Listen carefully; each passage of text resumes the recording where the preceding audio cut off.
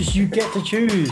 Right? Like here's the scenario. The environment gives us something which can be perceived as negative, can be perceived as not working, can be perceived as problematic. The world's ending.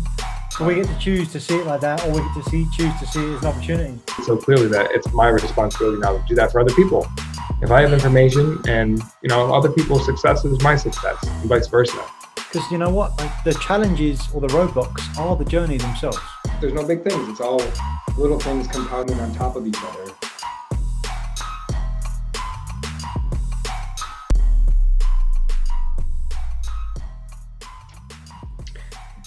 Coach, what is up? I just want to share. I feel like I'm floating on a cloud today. It feels like a great day. I need to know more about that immediately. Tell me. Without divulging too much, I was woken up this morning by a phone call from a friend that was initially maybe not so great of a phone call, but turned into a fantastic phone call by the end of it. And I just felt energized and connected, and I don't know, I was in this place of like possibility and potential. And I took that immediately into going to do some exercise, went across the street, went for a swim at the YMCA. And it just like snowballed into more and more great things. And then I did an exercise for our accelerator program, just got some clarity that I had been seeking for a while. And then of course we had our session with the accelerator program, and just kind of, molded into the rest of the day with coaching calls and connections. And I don't know, still just flying high. I'm just flying high today. That's so cool, man. I'm writing these down as like you're telling me, but like it's so interesting how they stack. Each one of those is great by itself, but the power of them stacking together, the small wins or the big wins of the day, just as you say, put yourself in a place where you just float. Yeah, it's not. I remember once when my brother had, like, I guess I must have been in my early 20s. My brother had a friend who had a really fast car. For any English viewers, a Ford Sierra Cosworth, like an old rally car. And I'd never been in a car that fast before. I remember him killing it down the road and feeling like the power from the torque from the turbo.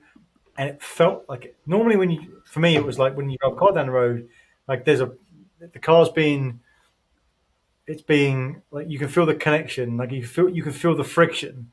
That was so powerful that it felt like it was like a cloud down the road. That was just jumped out for me. But when you are on that like place where you've got so many things that are going well, it feels like there's no friction, right? That's it. There's no resistance. There it is. Yeah, cool. Awesome. Congratulations. Love it. And then all of that together, because you're at that energy level, what's the best thing that you created based on that? Was it stuff that you already shared through the accelerator, or other things? What would you say would be the biggest thing you created based on that level of energy that you have? Yeah, I'd say there's probably like 8 or 10 things tied for first place, but but yeah, the accelerator was probably the greatest breakthrough with reflecting on the transformation that I offer people, on how I use my own unique energy and experience, and just my natural, like when I'm showing up and in the pocket, in the zone, and things are just flowing. What is it that I offer for people? I'm just getting some more clarity. It's funny that I'll probably eventually look back and think, how did I do it without knowing that? Like it was hard for me to articulate, but now it's starting to become clearer what I do for people and how I offer them value. Can you share that now? Is it appropriate? Yeah. So maybe I could share part of the exercise, right? Is before and after. What do people have? What do people feel? How do they identify themselves before coaching? And maybe I can pull up part of my exercise and speak in real time about it. But while you're doing that, let me add then, I find that such a powerful thing to do with clients anyway, because for me, we always often talk about there's only so many principles and concepts. It's just your take on those, right? And it's not taking other people's work, because the work has already been done many, many, many years ago. So it's just what's your spin on it in the right context, and how do people hear it from you versus the others. But for me, that's an identity exercise, right? It's like, it's rather than an individual. So if I'm working with a client directly, I might talk about their identity, where they are, where they want to go, and what might be the steps along the way. But that's an identity of how your what you do with some where you the identity that you're looking for in someone that you're working with, and how that identity transforms as you work with them. And I thought that was just a great reflection, because often tying versions of principles together just makes that even more powerful to think about what that was, because you've got somewhere to hang it on. Yeah. Yeah, and also when you articulate it, then you can share that people up front, or market with it, or as what this program is about, like go on podcasts and share that story. And when people hear it, it's like, oh, he's talking about me, or like, how did he know I was feeling that, or I'm going Yeah, through that right now, maybe I need to talk to him. So that that's the beautiful part of like getting so clear and concise on what it is, and then it narrows down the kind of market I would be looking for, and I know who maybe isn't a good fit. Like there's so many benefits from going through that exercise that it's just cool. And like I think I even mentioned this morning, like it's not perfect. Of course, that's never the goal, but there's some unfinished business or more work to be done with it. But I just feel, I don't know, because I'm making progress with it. That's where the good feeling comes from. yeah. Yeah. All right. So does it help? Should I articulate more about what it is? I'd love to hear specifically what it is. Yeah. Yeah. So it's geared around leadership. Um, I think because that's part of my story. I remember wanting to become a leader, or thinking of, wondering what that actually is. Here I sit, a couple years into a term of CEO of a nonprofit. I'm a coach of 4 years, so there's leadership in helping other people become leaders, or helping them in their business. So what do the leaders have before they come to coaching is pretty much everything that I've experienced on my journey: overwhelm, overcommitted, knowing that there's something, knowing that if I narrow in my focus, I can make a bigger impact, and having some of the um, tendencies or maybe symptoms of like, I know that I should be narrowing down things, but I just don't know how to do it. Like all opportunities seem great, so how do I prioritize them? So I'm finding that there's a lot of people that feel like that. There's a lot of capable people that are already great leaders. That was in that what do I have part. Like people are already successful, already have a business, or already am experiencing some type of great success. But I know that there's something missing with it. I still don't have that work-life balance, or I still am overcommitted, or I still feel guilty about saying no, or even saying yes to people. So all those symptoms, people who are feeling that, I feel like I can help them. I can help transform their identity into what they have after coaching. Hmm. So then they are leaders to start with, but then they become transformed leaders. So what? So if you put the label on it, and what the status part, like that for me is the Yes. soundbite from what you got for Yeah. that? So perfect, because I mentioned the other three, but I didn't mention that one. So the Yeah. status is, how people identify themselves would be like, I am the guy. If I don't do it, it won't get done. I can't, or don't trust others to make it happen. I have so many opportunities, I actually don't know which one to prioritize. Those are all the identities, or all the symptoms of a status of how people would identify themselves. Okay. And then they become Yeah. So after working with me would be more of an outlook of alignment with a greater power or purpose than they could achieve themselves. Uh, the things they accomplish or will accomplish cannot come to fruition without the help of other great people. Um, People are guided to a higher calling or a higher purpose that requires. I like to think of there's a quote that goes around in Pro Advisor Coach, that I want to think of something so great that there's no way I couldn't give other people credit if I accomplished it. Like there's no way I could do it by myself. And I think that's the next step of leadership, is inspiring that, accomplishing those things, and realizing that it takes the power of influence in the circles around you, rather than just how much I can accomplish on my own. that ties lovely back to those four levels of leadership we often talk about, right? So for leading yourself, number one, do you believe yourself when you tell yourself you can do something? Personal integrity, that's where it starts. Second one is leading someone in a one-on-one situation. Can you influence someone to get the things that they want one-on-one? The next level up is, can you do that in groups?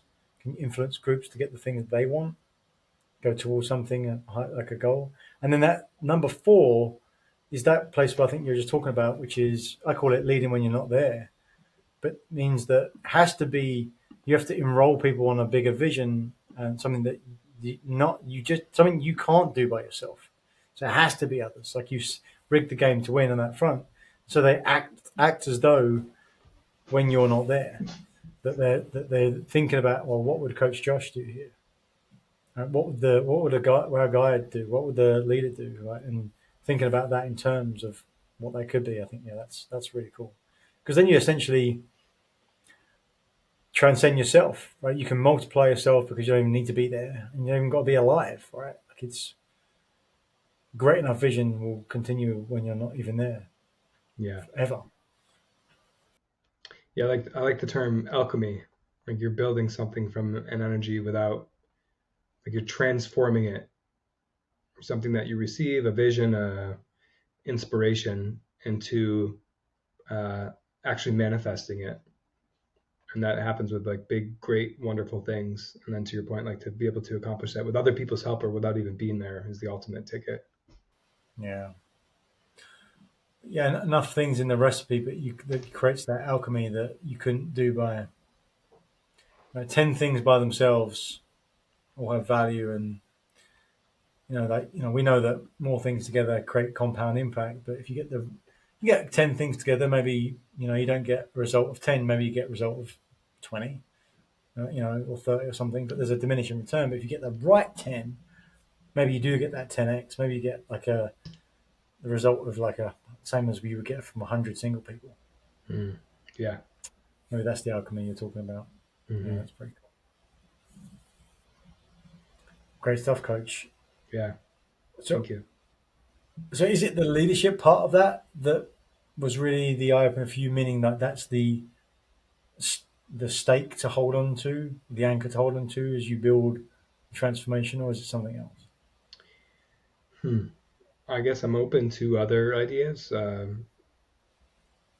That was just my story of like, I know that I'm capable of leading teams or people or inspiring, or that was the next level of my development. When I was a good single producer, so how do I translate that skill into helping others produce? And to me, that was defined by leadership. But I'm certain that there's other angles to think about that. But that's just what I came up with.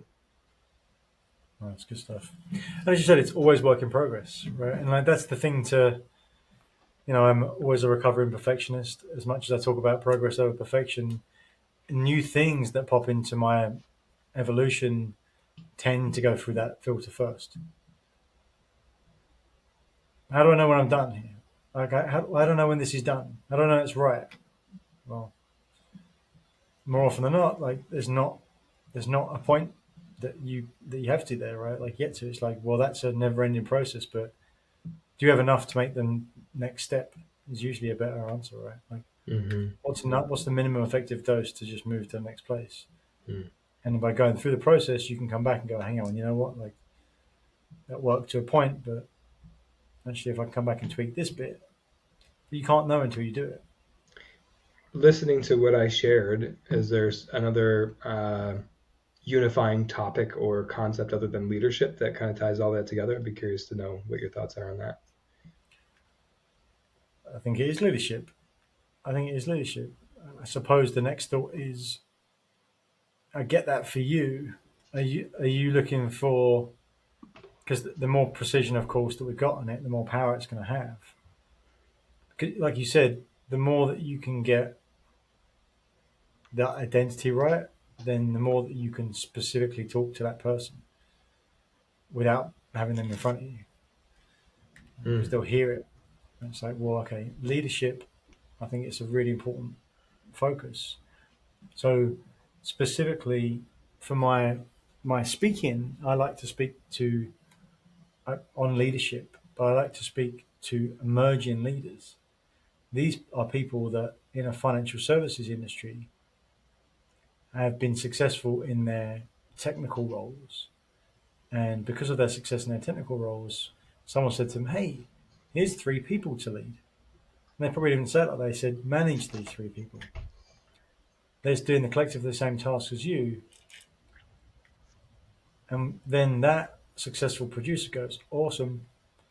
and then uses the principles that made him a successful or her successful technician to apply to the people. And it doesn't work because people are not processes. So that's the specific leader I want to talk to because I know what it feels. Those people are underserved. So the precision, I suppose, around that next step is what jumps out for me. Because I love leadership as a topic because I think it transcends. Mm. But because it transcends, it also is like, well, which ones? It's like you got to go up to go down and down to go up. What's your gut on that? Yeah. So would it be like moving from producer to leader? Is that how you think about it? Yeah, I mean that's the when you use the word producer for you, right, in your previous roles. So if that's your version of it for you, then absolutely, yeah. Production. If you're producing as a single contributor, you basically figured out a good process, and you figured out how to get good at each layer of that process and string them together, right? Yeah. So if you're a good producer, and maybe it's moving from a great producer to a great leader. I also wrote down low energy. Maybe You looked you at me know and you thought that? Come on. no, like the type of person that would those are the symptoms, right? If you find yourself low energy or you're drained, Yeah, to get to that next level, there's things that can be done. definitely resonates for me because that's like a prior belief or identity that I will always do more than you. You won't out energy me. Mm. But if you're not doing something that gives you energy back, that requires an unlimited amount of energy to give out, and we're human, and so that has got to be coming from somewhere. So you're going to take a trade somewhere else in your life you may not like Mm. if it's not something that gives you energy back. So yeah, low energy is not because they have low energy per se, but it might be that they gave too much in an area which does not give back. They're constantly siphoning in things from other parts of their life. Yeah. But it's in some ways like it's where's the chronic versus the acute again as well, right? So if you are efficient in yourself as a person and maybe look after yourself physically and mentally, your capacity is likely to be higher than people that don't. And so you have a deeper well to pull from. So you might be able to hide or mask the fact that it's an energy suck for you for an extended amount of time, long enough that you forgot that you didn't really like it in the first place. Yeah. That's not cool. so, so if it's almost like if the thing that you're doing doesn't give you energy when you're at your worst, don't give it your best. Say that again. If the thing that you're doing does not give you energy when you're at your If you're worst. showing up I'm thinking about the opposite of my description. If you're not a person that has a deep well of energy and efficiency physically and mentally, then you may be that you're a different level of energy that's available at any given time. So if you're showing up in a low energy situation, you're not feeling great, and you're showing up for this thing, like with business or work, when you're not at your best, if it doesn't fill you up and like juice you up in that place, then it means that it only works because you're bringing so much energy and carrying it along. So if it doesn't work for you at your worst, you shouldn't give it your energy when you're at your best because you're essentially wasting your energy. Mm. You're just making it work because you're throwing enough energy at it. So maybe just stop doing that thing altogether. That's my point. Yeah. Yeah, Mm. yeah, yeah. If you can't just show up the way that you are in any given moment, then it's probably not the right thing. Because you can make yourself have the energy to come back and put all that in and get a result. But if you have to do it every time, you're eventually going to burn out. Mm. Right, take this forward for me, Coach. Some great distinctions today. I hope you're still on the cloud. Riding even higher. What's the biggest piece? Maybe not even just from today's call, but from your experience today and all of these great combination of things that you want to take forward. I didn't go to bed last night expecting or thinking that this could happen. Uh, so it might be something like always, be ready for something great to happen. Even though I didn't expect it, I was at least prepared. Whereas, in the past I may have self-sabotaged or allowed something to, I'm not worthy or this can't be possible. Whereas now I'm just like riding the wave. Like, what's next? How can I roll this into the next good experience that I have? Mm. I wonder how close you were to not having some of that stuff. Like if you got the call but then you didn't go and swim, or if you missed the call and you did everything else, or if there was more space between the swim and doing the exercise for the program, Yeah. where it dipped enough where you didn't quite take your energy into it to get the result that you deserve. I wonder. Like, we don't know, right? But It's funny you it's say worth that. considering. Yeah, well, I thought about that because I wanted to do the exercise earlier in the week. Then I wanted to do it last night. And then it just kind of got like things happened and it eventually got sandwiched into like a 45-minute period. But I was so in that creative state that it just flowed out and I only needed like a half hour. Yeah. So it's kind of like the divine timing part of it of, okay, it all happened and unfolded in that way. And I just like you said, just went from one thing right to the next. And that was part of what has kept it going all day today. Yeah. And sometimes you just need that urgency pressure as well, Yeah. right? Because that's part of it. It's like now you've got a time factor. Now I've made a commitment, I can't show up, so I've got an accountability situation going on as well. But I've hit the right stride all at once. Like, you didn't do it last night because you didn't have to. Like, that's it. Right. It wasn't a must. You didn't make it a must, and it wasn't a must under the external restrictions. Mm. But that 45 minutes that you had today, it was for multiple reasons. And it's like a great example, Coach. Awesome stuff. Thanks for helping me All right. reflect today. It's great stuff. Take care. See you next time. All right. Bye-bye. Thank you for watching another episode of Truth Seekers. We appreciate your interaction. So please comment, like, subscribe to YouTube, Apple Podcasts, or Spotify, wherever you get your podcasts. And if you want more, check out some of our links. Links to our masterclass, The Achiever's Mindset, and come join our LinkedIn group. And what do you want to see more of? Remember, we're here to share the simple secrets of successful. So help us do that. What do you want to see? What do you want to see more of? Thanks, and see you again next time.